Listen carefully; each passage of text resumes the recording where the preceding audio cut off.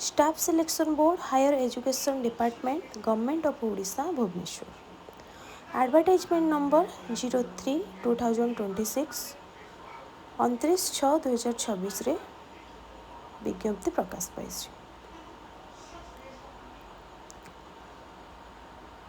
यार online application data रोज आपण मैंने अप्लाई करेंगे 1/7/2026 रु 18/8/2026 पर्यंत आपण मैंने अप्लाई करेंगे।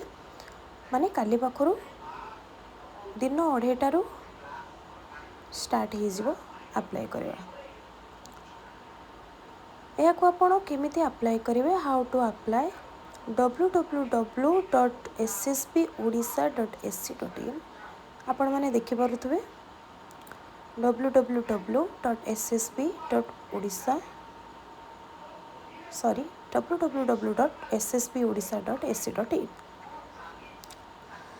नंबर ऑफ वैकेंसी आप देखा। नेम ऑफ द पोस्ट है जूनियर असिस्टेंट। टोटाल पोस्ट बाहरी 14टी।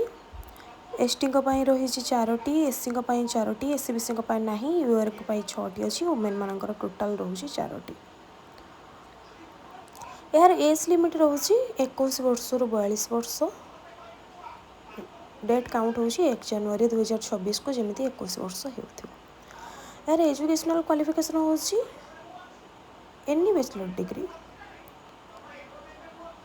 डिग्री होती बीए कंप्लीट करेंगे तो आपण मैंने अप्लाई करेंगे जूनियर असिस्टेंट पोस्ट को।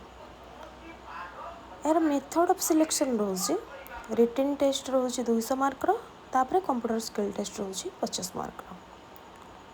English 60 mark, GK 40 mark, mathematics जोटा 10th स्टैंडर्ड रोचे 40 मार्क, रीजनिंग 60 मार्क, टोटाल 100टा क्वेश्चन को 200 मार्क।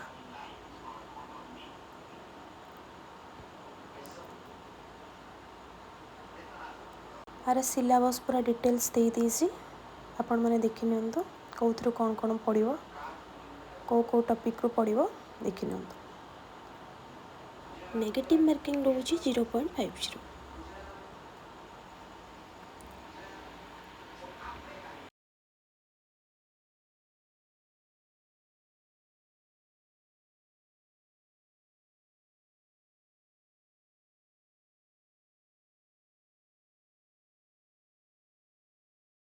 बस ये रहा यार संपूर्ण डिटेल्स सिलेबस।